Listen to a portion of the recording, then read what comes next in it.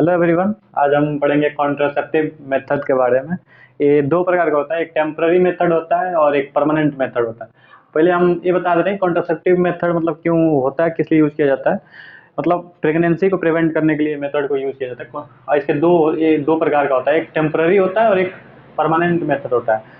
तो permanent method में आपका एक वैसेक्टोमी आ जाता है और ट्यूबेक्टोमी आ जाता है। और टेम्पररी में इसका दो चार मेथड होते हैं, जैसे एक नेचुरल मेथड होता है, एक बैरियर मेथड होता है और एक केमिकल मेथड होता है, एक आयोडीज होते हैं। सबसे ज़्यादा वाइडली एक्सेप्टेड जो मेथड होता है उसका नाम है आयोडीज, इंट्रायूटेराइन डिवाइसेस। तो आज हम इंट्रायूटेराइन यानी कि आयोडीज के बारे में पढ़ेंगे, ठीक है। तो चलिए इसके बारे में हम स्टार्ट करते हैं। जो आयोडीज होता है इसको हम यूट्रस के अंदर इसको प्लेस करते हैं, ठीक है।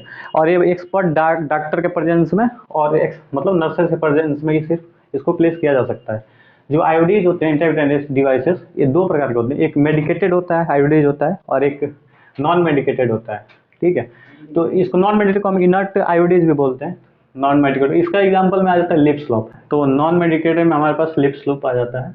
ये करता क्या है, मतलब कि ये जैसे ही इसको अंदर प्लेस किया जाता है लिप्स लूप को, ये मतलब इरिटेशन काउज करता है हमारे मतलब एंडोमेट्रियम के वॉल पर, जिससे एक केमिकल रिलीज होता है जिसका नाम है साइटोकाइनेसिस। साइटोकाइनेसिस क्या करता है कि स्पर्म को अनेबल बनाता है, अंदर नहीं जाता, उसका मतलब रोक देता है वहीं पे, ठीक है।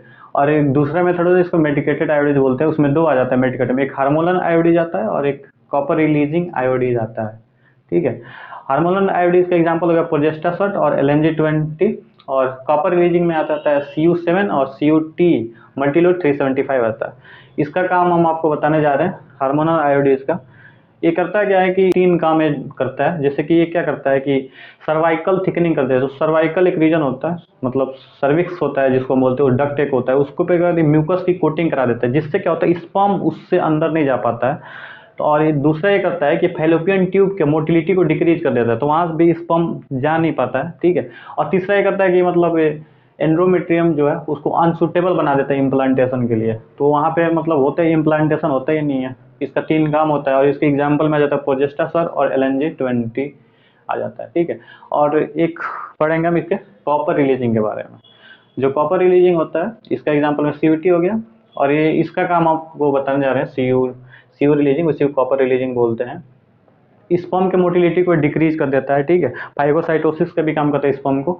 और ये क्या करता है कि एंड्रोमेट्रियम के जो एस्ट्रोजन बाइंडिंग जो साइट होता है, मतलब रिसेप्टर जो होते हैं एंड्रोमेट्रियम पे, एक रिसेप्टर होता है जिसका नाम है एस्ट्रोजन। एस्ट्रोजन उससे बाइंड करता है एंड्रोमेट्रियम पे, ठीक है। एंडोमेट्रियम कॉल को बनाता भी कौन है, एस्ट्रोजन बनाता है, प्रोजेस्टेरॉन उसको मेंटेन करता है। तो ये क्या करता है एस्ट्रोजन बाइंडिंग जो रिसेप्टर होता है उसको मॉडिफाइड करता है, जिससे एस्ट्रोजन बाइंडिंग नहीं करता है। और वहाँ पे क्या होता है कि एंडोमेट्रियम की जो वाल होती है वो बन नहीं पाती है सही से, ठीक है। तो इसमें एग्जाम्पल ओवर ये आ गया।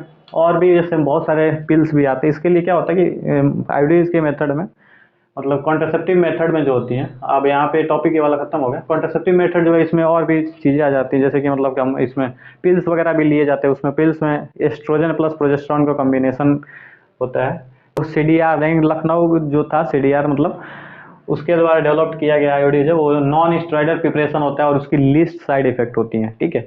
और इस यहाँ पे वाला टॉपिक खत्म होता है आपका, बस इतना ही था इसमें। Thank you.